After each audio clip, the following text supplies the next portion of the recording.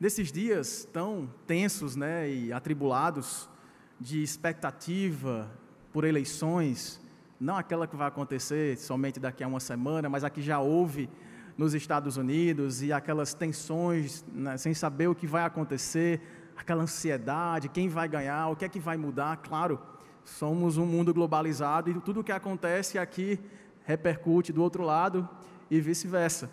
E eu pude assistir um pequeno vídeo do nosso querido, amado pastor John Piper, pastor norte-americano, pastor batista, E ele colocou uma frase que para mim soou muito sábia. Ele disse assim: um dia, a América, com sua breve história e todos os seus presidentes, será uma nota de rodapé na história mundial. E o reino de Jesus permanecerá inabalado para sempre. Os reinos desse mundo, eles têm data de validade. O reino dos céus é permanente. E tem um texto de onde Piper extraiu essa sabedoria, que foi escrito aos Hebreus, na carta aos Hebreus, no capítulo 12, e é lá que eu quero convidar os irmãos a abrirem junto comigo. Carta aos Hebreus, capítulo 12, a partir do verso 18. Diz assim a palavra do Senhor: ora, não tendes chegado ao fogo palpável e ardente, e à escuridão, e às trevas, e à tempestade, e ao clangor da trombeta, e ao som de palavras tais, que quantos o ouviram suplicaram que não lhes falasse mais, pois já não suportavam o que lhes era ordenado. Até um animal, se tocar o monte, será apedrejado. Na verdade, de tal modo era horrível o espetáculo, que Moisés disse: sinto-me aterrado e trêmulo. Mas tendes chegado ao Monte Sião, e à cidade do Deus vivo, a Jerusalém celestial, e a incontáveis hostes de anjos, e a universal assembleia, e igreja dos primogênitos arrolados nos céus, e a Deus, o justo juiz de todos, e aos espíritos dos justos aperfeiçoados, e a Jesus, o mediador da nova aliança, e ao sangue da aspersão, que fala coisas superiores ao que fala o próprio Abel. Tende cuidado, não recuseis ao que fala, pois se não escaparam aqueles que recusaram ouvir quem divinamente os advertia sobre a terra, muito menos nós, os que nos desviamos daquele que dos céus nos adverte. Aquele cuja voz abalou então a terra. Agora, porém, ele promete dizendo: ainda uma vez por todas, farei abalar não só a terra, mas também o céu. Ora, esta palavra, ainda uma vez mais por todas, significa a remoção dessas coisas abaladas, como tinham sido feitas, para que as coisas que não são abaladas permaneçam. Por isso, recebendo nós um reino inabalável, retenhamos a graça, pela qual sirvamos a Deus de modo agradável, com reverência e santo temor, porque o nosso Deus é fogo consumidor. Amém? Que Deus abençoe a sua palavra que foi lida. Oremos uma vez mais, para que o Espírito Santo ministre a partir dela ao nosso coração. Maravilhoso Deus e nosso eterno Pai, muito obrigado, Senhor, por Tua palavra. Obrigado pela revelação de quem Tu és e da Tua vontade, que é santa, boa, perfeita, agradável à nossa vida. Obrigado por este culto que tivemos o privilégio, estamos tendo o privilégio de Te oferecer, através de Jesus Cristo, o único caminho para nos achegarmos diante do Senhor, perdoados, justificados e santificados.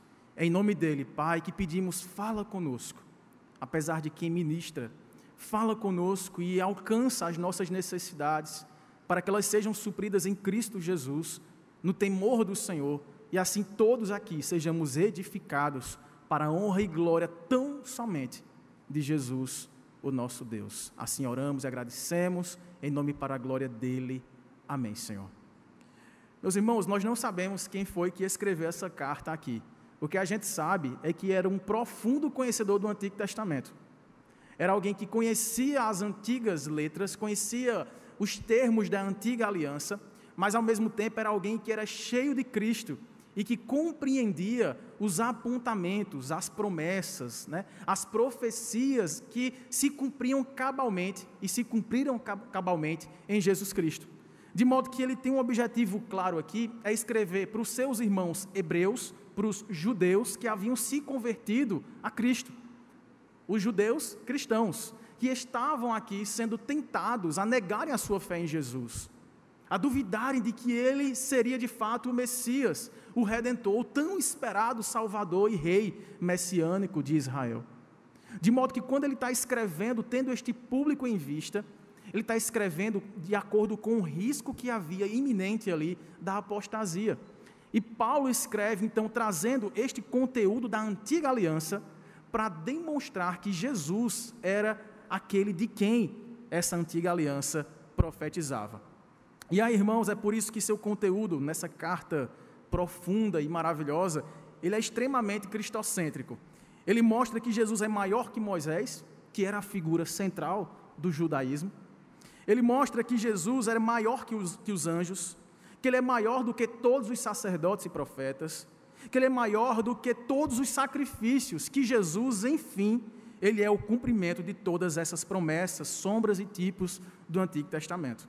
E essa carta, então, ela vai exaltar a Jesus, não como sendo um novo legislador para concorrer com Moisés.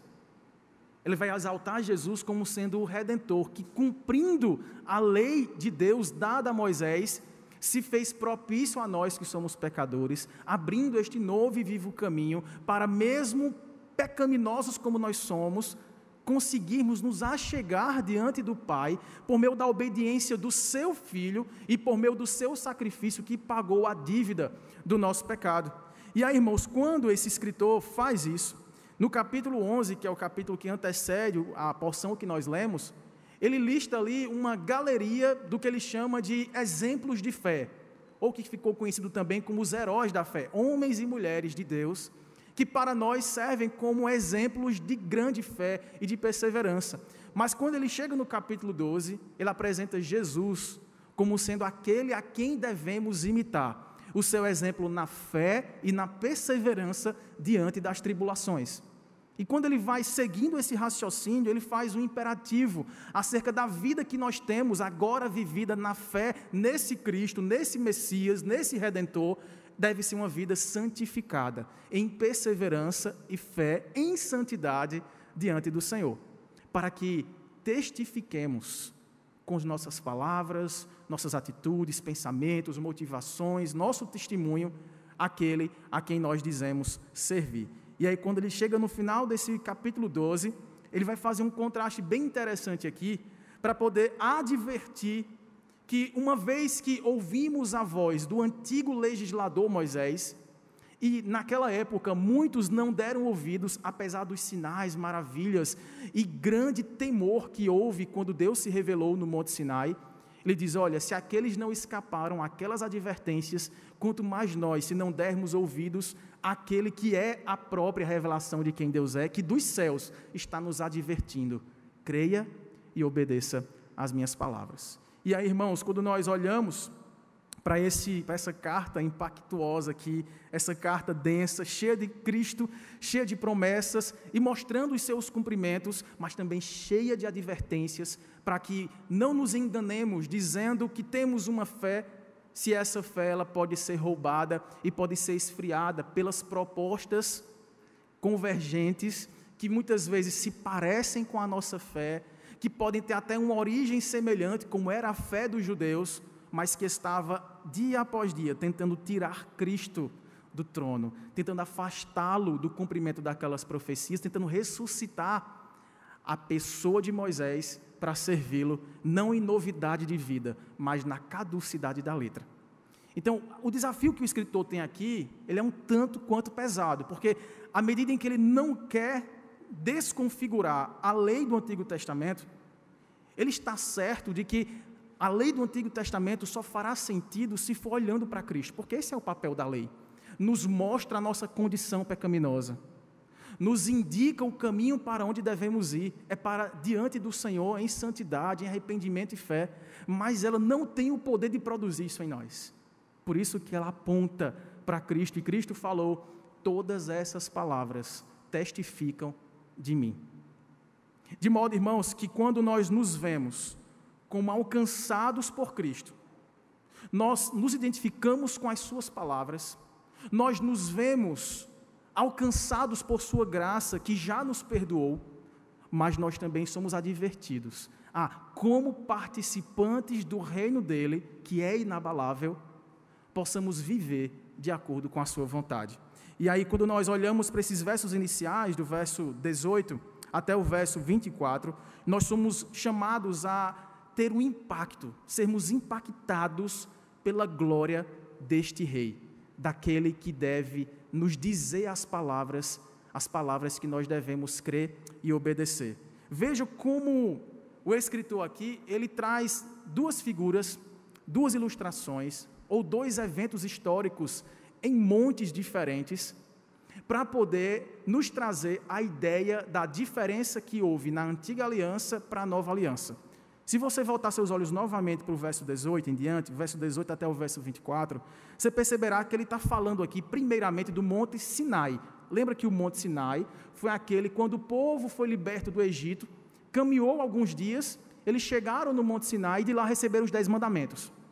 Olha as palavras aqui do escritor. Ora, hoje, agora, tendo Cristo vindo, não tendes chegado ao fogo palpável e ardente, e a escuridão, e as trevas, e a tempestade. Tudo isso houve lá no Monte Sinai. Verso 19. E ao clangor da trombeta, quando Deus falava, a trombeta ia aumentando, e o trovão, a voz de trovão, assustava aquelas pessoas. E ao som de palavras tais, que quantos o ouviram, suplicaram que não se lhes falasse mais, pois já não suportavam o que lhes era ordenado. Até um animal, se tocar um monte, será apedrejado. Vamos recordar esse evento? Abra, por favor, em Êxodo, capítulo 19. Essa realmente foi uma descrição, irmãos, desses eventos fantásticos aqui, incríveis, manifestações que afetaram todos os sentidos humanos, quando Deus se revelou através da sua palavra para Moisés e para o povo que estava sendo liberto do Egito. Veja aí a partir do verso 12, Êxodo capítulo 19, o verso 12 em diante.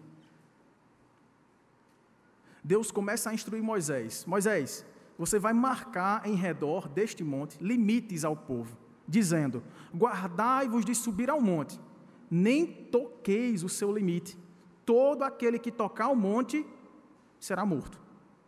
Mão nenhuma tocará neste, mas será apedrejado ou flechado, quer seja animal, quer seja homem, não viverá.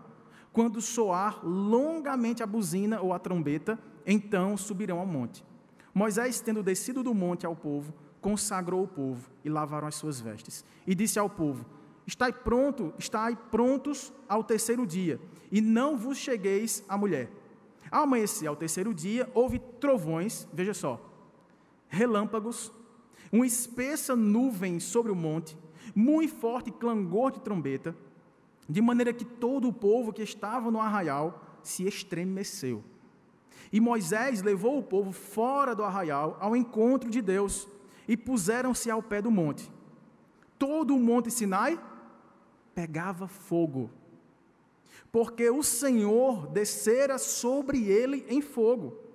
A sua fumaça subiu como fumaça de uma fornalha, e todo o monte tremia grandemente. Houve fogo, terremoto, relâmpagos, trovão, buzinas, e o povo estremeceu de tanto terror. O clangor da trombeta ia aumentando cada vez mais. Imagine isso, irmãos. Moisés falava e Deus lhe respondia no trovão.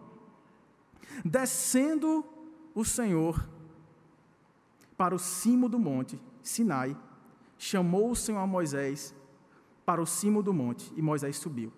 E o Senhor disse a Moisés: desce, adverte ao povo, que não traspasse o limite até ao Senhor para vê-lo, a fim de muitos deles não perecerem. Também os sacerdotes que se chegam ao Senhor se hão de consagrar para que o Senhor não os fira. Então disse Moisés ao Senhor: o povo não poderá subir ao monte Sinai, porque tu nos advertiste, dizendo: marca limites ao redor do monte e consagra-o. Replicou-lhe o Senhor: vai, desce, depois subirás tu e Arão contigo. Os sacerdotes, porém, e o povo não traspassem o limite para subir ao Senhor, para que não os fira. Desceu, pois, Moisés ao povo e lhe disse tudo isso.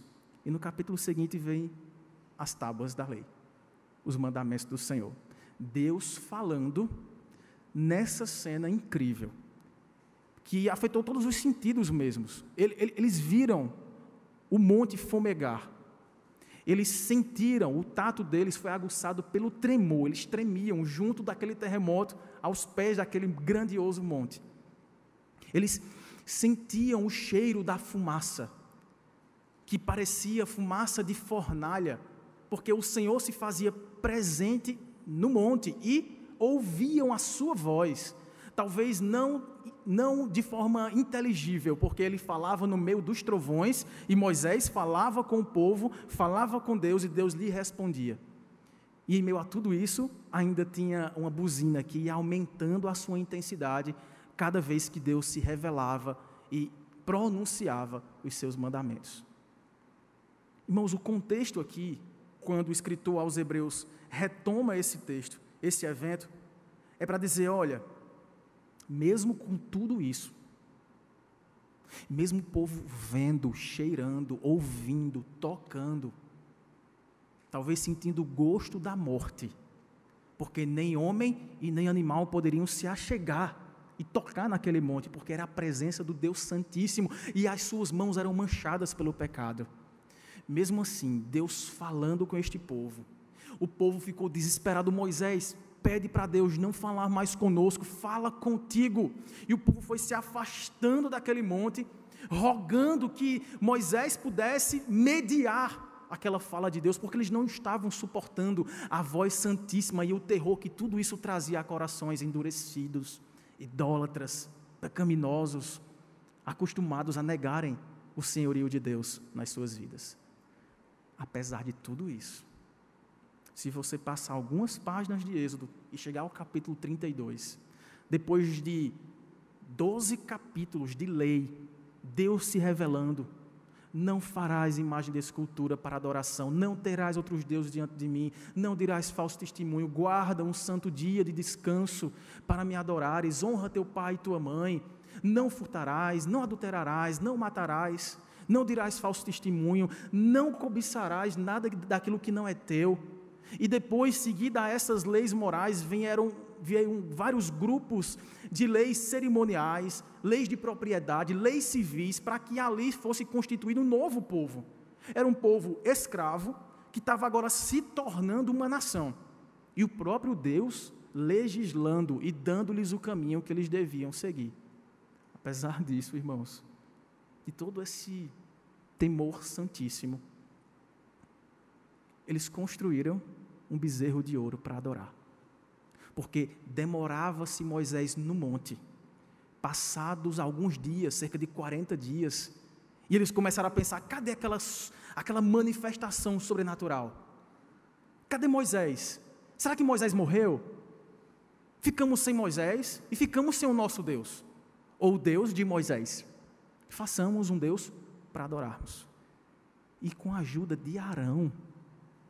Irmãos, esse detalhe do texto é incrível, porque lembra a fala do Senhor? Moisés, subirá tu e teu irmão Arão contigo, os sacerdotes e o povo não, vão ficar fora.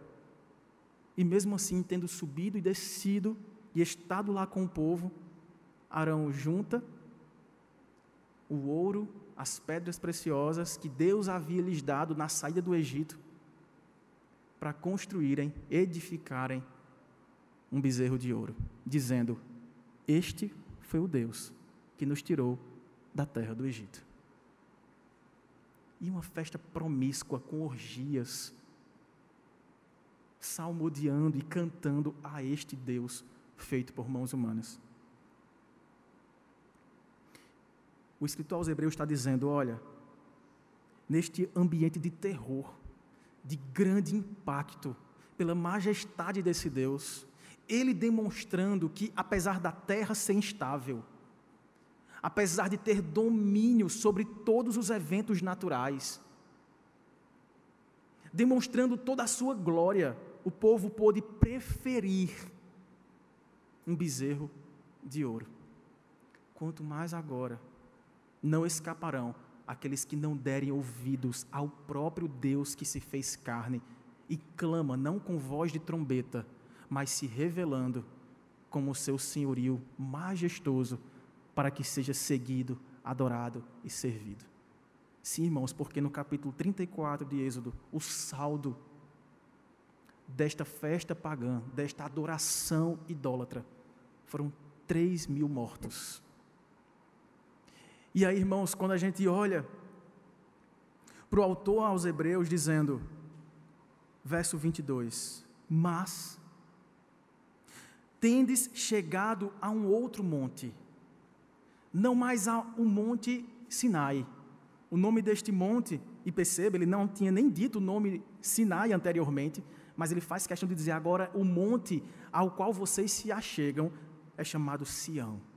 Ele é uma cidade, a cidade do Deus vivo, a Jerusalém celestial, e há incontáveis hostes de anjos, habitado pela Assembleia Universal da Igreja, dos primogênitos que são arrolados nos céus, a habitação de Deus, o juiz de todos, aos espíritos dos justos aperfeiçoados, a casa de Jesus, o mediador da nova aliança, e ao sangue da aspersão, que fala coisas superiores ao que falava o próprio sangue de Abel. O que nós vemos aqui, irmãos, é uma convocação para que saiamos daquele ambiente que nos era imposto a uma lei severa, que revelava o santo caráter de Deus, mas que não tinha o poder em si mesma para nos tornar obedientes a ela. Mas, tendo este ambiente de morte, porque o salário do pecado é a morte, e o pecado é a quebra da lei, Deus envia o seu Filho para habitar um santo monte, através do qual nós podemos nos achegar a Ele, não para termos este terror de morte, mas para recebermos vida. É a casa do Deus vivo. E aí, meus irmãos, ele cita aqui no verso 26, uma promessa que foi cumprida em Jesus Cristo. No verso 25 ele fala, tende cuidado, não recuseis ao que fala, pois se não escaparam aqueles que recusaram ouvir a Moisés, que divinamente os advertia sobre a terra, muito menos nós, os que nos desviamos daquele que dos céus nos adverte, aquele cuja voz abalou então a terra, agora porém ele promete dizendo, ainda uma vez por todas farei abalar não só a terra, mas também o céu. E aqui ele remonta a uma profecia de Ageu, se você puder abrir sua Bíblia, voltando aí para os profetas menores, aquele desafio agora, né, de achar, antes de Zacarias aí, depois de Sofonias, Ageu capítulo 2, versos 6 e 7. Silvana vai nos ajudar projetando aqui também, para sermos mais rápidos. Olha a profecia de Ageu, irmãos. Ageu capítulo 2, versos 6 e 7. Pois assim diz o Senhor dos Exércitos, ainda uma vez, dentro em pouco, farei abalar o céu, a terra, o mar e a terra seca. Farei abalar todas as nações, e as coisas preciosas de todas as nações virão, e encherei de glória esta casa, diz o Senhor dos Exércitos. E nós vimos isso acontecer por etapas. Assim como as demais profecias do Antigo Testamento, a gente pode dizer assim, que elas tinham um cumprimento parcial e que vai se completando até a consumação final em Cristo Jesus. Essas profecias, elas tinham um ambiente histórico, um cumprimento ali breve, em termos de nação, em termos de reconstrução do templo que foi feito. Lembra, o verso 8 vai dizer, ou o verso 9, a glória desta última casa será maior do que a da primeira, diz o Senhor dos Exércitos, e neste lugar darei paz, diz o Senhor dos Exércitos. É uma profecia que se cumpriu ali, inicialmente, na reconstrução do templo, quando o povo que já tinha sido liberto do Egito habitou a terra de Canaã, construiu Jerusalém, o templo, e foi vitorioso por muitos e muitos anos, tendo abandonado a Deus, reconstruído seus bezerros de ouro, preferido as falsas divindades, a fazerem seus cultos a divindades pagãs, a se envolverem, misturando-se com outras famílias de outros povos, com jugo desigual, e tudo isso trouxe maldição para o povo novamente foi feito escravo, na Babilônia, o reino do sul, e na Síria, o reino do norte. E passado alguns anos, Deus novamente os traz de volta à sua terra, que estava completamente devastada, queimada, destruída, e os permite reconstruir tudo isso. E Ageu está dizendo, olha, se animem, porque a glória da segunda casa será maior que a da primeira. Só que eles olhavam para aquele templo e diziam, não pode ser. O templo que Salomão construiu, projetado por Davi, era muito mais glorioso do que esse que nós estamos reconstruindo. Eles ficaram tão desanimados que eles abandonaram a reconstrução do templo e foram construir o quê?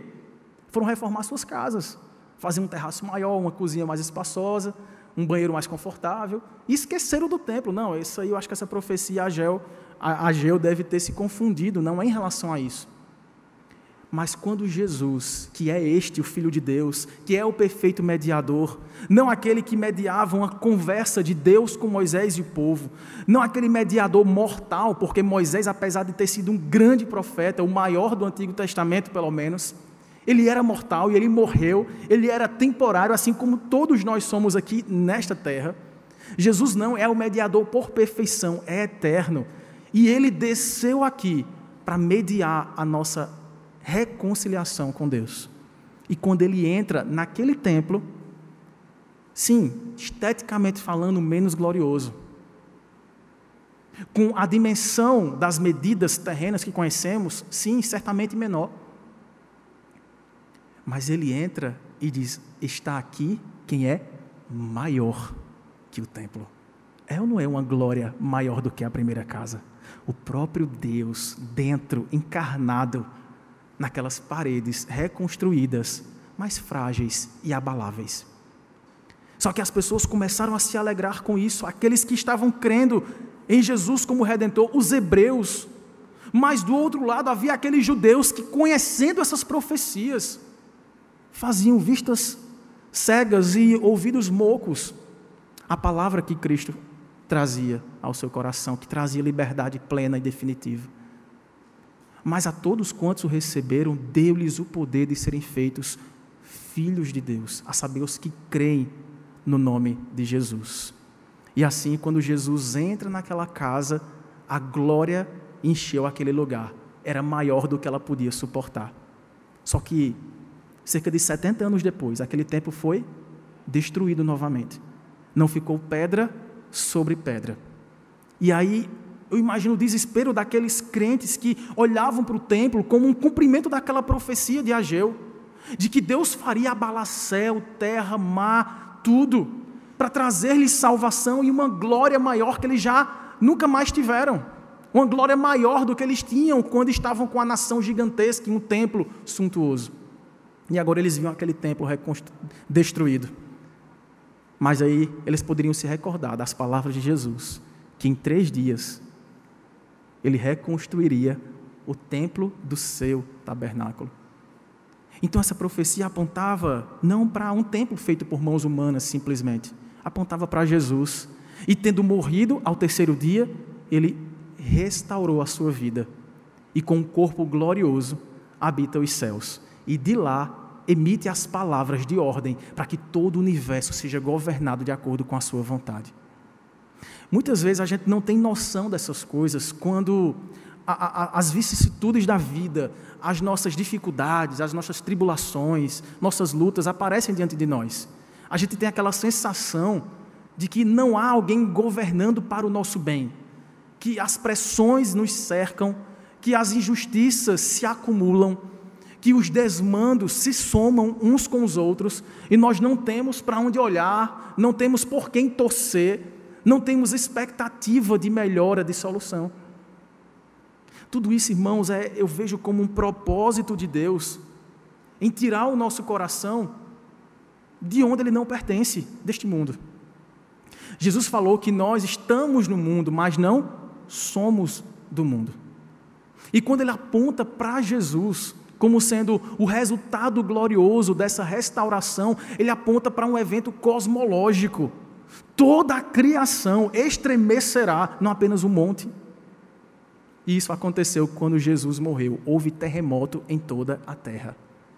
Os céus tremeram, houve negritude, houve escuridão, trevas tomaram conta, quando o Cordeiro de Deus, que tira o pecado do mundo, foi morto pelos nossos pecados. O véu do templo, porém, foi rasgado e aberto um novo e vivo caminho por onde hoje adentramos a presença do Deus glorioso. E quando Cristo fez isso, irmãos, Ele trouxe para nós não uma nova lei, mas Ele trouxe aquilo para o que a lei apontava, a necessidade de crermos nele como sendo o cumpridor da lei de Deus, e não apenas o cumpridor, aquele que pagou por aquilo que nós jamais poderíamos cumprir. Nós herdamos um reino com isso. E aí sim, irmãos, quando nós olhamos para Atos capítulo 2, nós vemos uma narrativa muito semelhante a esse evento de Êxodo e aquilo que Ageu prometeu e que Joel havia profetizado. Houve fogo ao descer o Espírito Santo sobre a igreja, houve tremor do local, houve relâmpagos, barulhos, trovão e vozes distintas, em línguas diferentes. E cada uma daquelas pessoas que ali estavam, de várias nacionalidades, ouviam as suas palavras, as palavras de Cristo na sua língua. E naquele dia, não houve 3.000 mortes, como houve lá no Monte Sinai. Em Jerusalém, no Monte Sião, houve 3.000 renascimentos. Em uma única pregação, 3.000 pessoas foram salvas. 3.000 pessoas deixaram o império das trevas e herdaram um reino do Filho do amor de Deus. Porque é isso que o Evangelho nos dá, é vida. É isso que Cristo promete para nós. Quando nós olhamos o desespero de não termos capacidade inata, essencial de obedecermos a esse legislador do universo, que faz a terra tremer, fogo arder, que faz a fumaça surgir, que faz os seres se estremecerem diante da sua majestade, que faz o mais alto monte parecer um palito de fósforo a chamegar, que faz com que nós nos desesperemos em olhar para a sua santidade e dizer: Senhor, ai de mim, eu sou um pecador. E fez de Isaías olhar e ter uma amostra grátis, um vislumbre dessa glória eterna e celestial e dizer: Senhor, toca com esta brasa viva do teu altar nos meus lábios, porque eu vejo querubins, serafins, anjos, arcanjos louvando num trono de santidade, num trono glorioso ao teu nome, e eu sou um homem de impuros lábios e convivo com pessoas de impuros lábios. Eu sou pecador, eu vou morrer. E eis que, por causa do Espírito deste Deus glorioso, que habita o nosso coração, quando nós cremos no Evangelho de Cristo, nós estamos tocados não apenas com essa brasa que purifica os nossos lábios, nós somos refeitos em Cristo Jesus. E a glória desta casa, que hoje é pequena, desta carne, que mais se parece, como o apóstolo Paulo fala na sua segunda carta aos Coríntios, capítulo 5, uma tenda frágil, que pode ser desmontada, queimada, jogada, levada pelo vento. Nós herdaremos um edifício perfeito, glorioso, como é o corpo de Cristo ressurreto. Irmãos, e com base nessa herança de um reino eterno, o autor conclui essa passagem com uma recomendação a todos nós. É que, como diz o verso 28, por isso, recebendo nós um reino interminável, inabalável, indestrutível, que não passará, retenhamos a graça, sejamos gratos, pela qual sirvamos a Deus de modo agradável, modo aceitável, com reverência e santo temor, porque o nosso Deus é fogo consumidor. Agradável, irmãos, porque a adoração ao nosso Deus deve ser somente através do seu Filho Jesus Cristo, não por meio das nossas imaginações, não por meio de tradição oral, de leis e de outras coisas que divergem daquilo que Cristo satisfez plenamente na cruz do Calvário de uma vez por todas. Cristo falou: olha, tudo vai passar, os céus passarão, a terra e tudo que nela contém vai passar também, mas as minhas palavras jamais passarão. Somos guiados por essas palavras para servirmos a Deus de maneira aceitável, de maneira reverente também, porque é com aquela atitude mental que estamos adorando e servindo, vivendo diante do Deus grandioso, que domina sobre todo o universo. E também é uma adoração com temor, em santidade, porque ele faz questão de dizer no verso final: o nosso Deus é fogo consumidor. Essa, irmãos, tinha sido a frase de Moisés em Deuteronômio capítulo 4, no verso 24, quando ele estava ali advertindo o povo a viverem de maneira digna da lei de Deus, digna das suas promessas, da sua graça, do seu amor, do seu cuidado, vivesse de forma obediente. E é interessante porque nós não temos no relato de Êxodo ou do Pentateuco inteiro essa frase aqui que o autor traz, dizendo que Moisés tinha estremecido e tinha tremido. Mas nós vemos, irmãos, uma atitude semelhante. Se você voltar para Êxodo capítulo 3, quando Moisés foi chamado pela primeira vez por Deus para liderar a libertação do povo israelita, ele teve essa sensação de tremor e de temor. Veja lá, Êxodo capítulo 3, verso 6.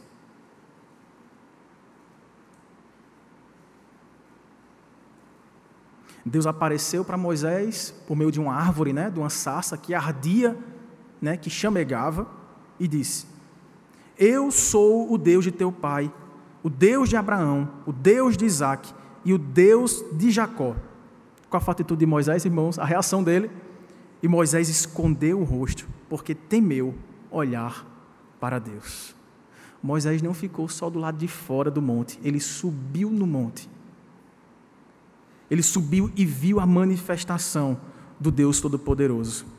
E agora, o escritor está falando de Cristo, que diante do Pai nos revela as suas palavras e faz tremer não apenas o monte, faz tremer toda a terra. E ele diz: lembrem a quem vocês estão adorando, que isso cause não apenas tremor, pavor de Deus, mas santo temor. Aquela adoração que é santa, que busca se livrar de toda impureza, de toda mistura, porque Deus é justo, Ele não muda o seu caráter.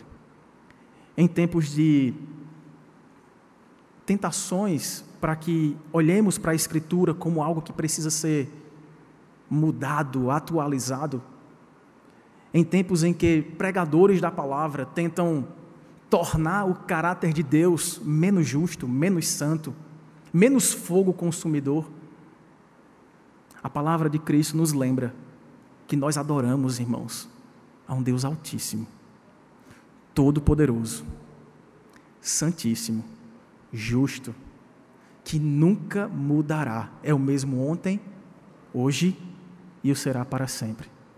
Mas esse Deus que nos causa sim esse primeiro impacto do terror da sua santidade, é o Deus que enviou o seu Filho para, do alto de um monte, ser crucificado, para que o nosso pecado não fosse punido em nós mesmos, para que em vez da morte que nos causava esse espanto, fôssemos vivificados, e não apenas transformados ao seu caráter, mas também fomos feitos co-herdeiros com Cristo. O que nós temos é uma herança incomparável. Tudo vai passar. As riquezas desse mundo, assim também a pobreza deste mundo, os poderes deste mundo e também as fraquezas desse mundo, as belas criaturas de Deus e também todas as criaturas que usam da sua influência e poder para trazer injustiça, pecado, blasfemando o nome do Senhor, tudo isso vai passar. Mas todos nós passaremos pelo tribunal de Cristo. E o que ele nos adverte aqui é: se não escaparam aqueles que não deram ouvidos a Moisés, como escaparão aqueles que não derem ouvidos à voz de Cristo? Irmãos, Deus nos chama para pertencermos a este reino, um reino que nos dá estabilidade, que mesmo que tudo ao nosso redor trema, e mesmo que sejamos esbofeteados pela nossa consciência todas as vezes que pecamos, e mesmo quando somos injustiçados, e mesmo quando perdemos algumas coisas, e somos atacados em nossa fé, se estamos com Cristo, estamos fixados na rocha que não se abala. Pode tudo cair ao nosso redor, nós não seremos atingidos, mas a vara do Senhor e o seu cajado estarão conosco, nos corrigindo, mas também nos puxando para perto, nos acompanhando com graça, com amor e fidelidade. Quero ler com vocês, para encerrarmos, a segunda carta de Pedro, no capítulo 3. Um pouquinho mais para frente aí de Hebreus. 2 de Pedro, capítulo 3, versos 7 a 13. Ora, os céus que agora existem e a terra, pela mesma palavra, têm sido entesourados para fogo, estando reservados para o dia do juízo e destruição dos homens ímpios. Há, todavia, uma coisa, amados, que não deveis esquecer, que para o Senhor um dia é como 1000 anos, e 1000 anos como um dia. Não retarda o Senhor a sua promessa, como alguns a julgam demorada. Pelo contrário, Ele é longânimo para convosco, não querendo que nenhum se perca ou pereça, senão que todos cheguem ao arrependimento. Virá, entretanto, como ladrão o dia do Senhor, no qual os céus passarão com estrepitoso estrondo, e os elementos se desfarão, abrasados, se derreterão, e também a terra e as obras que nela existem serão atingidas, visto que todas essas coisas hão de ser assim desfeitas.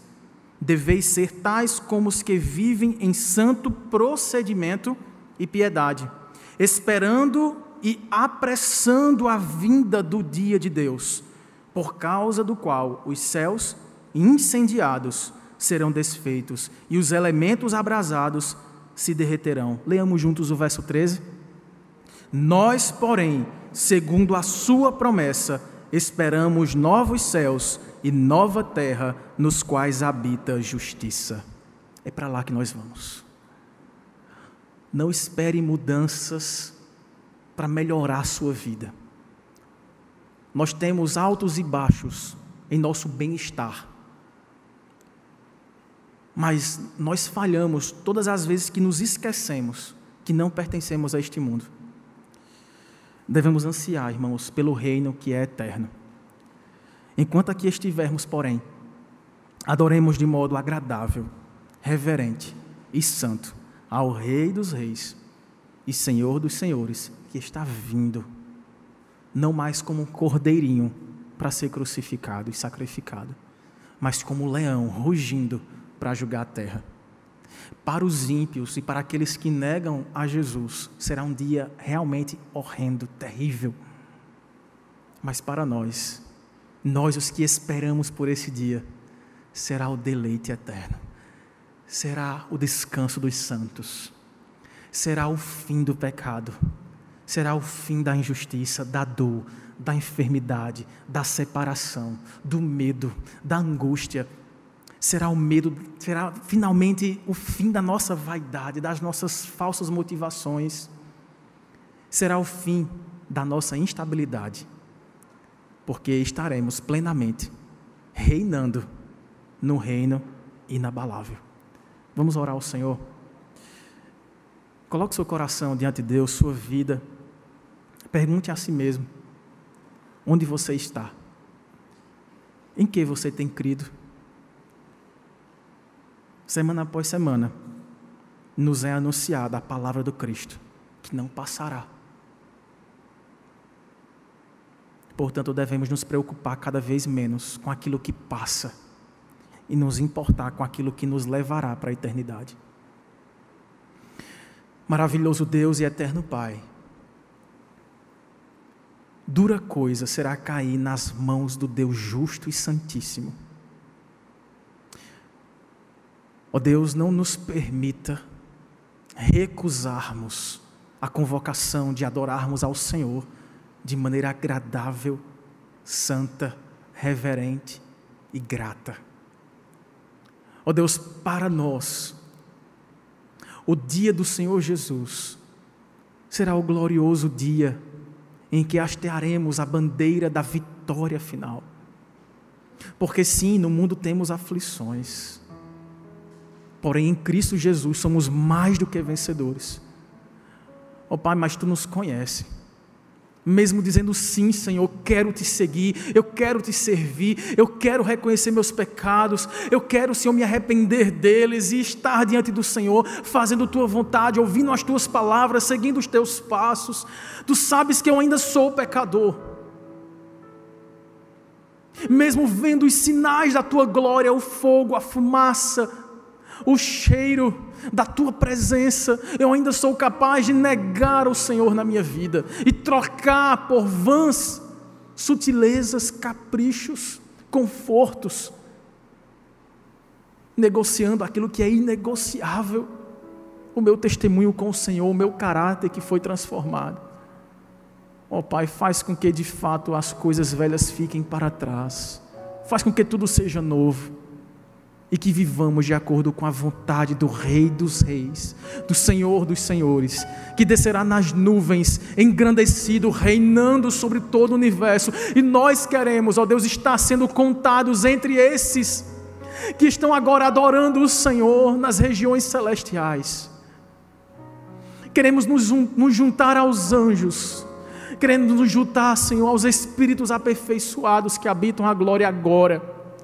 E queremos nos juntar, Senhor, a todos aqueles que serão ressuscitados quando o Senhor voltar, para no novo corpo, no edifício ressurreto, glorioso e impecável, passar a eternidade nos deleitando em Tua presença, sendo consolados, alegrados e surpreendidos com toda a plenitude da alegria que nos está reservada.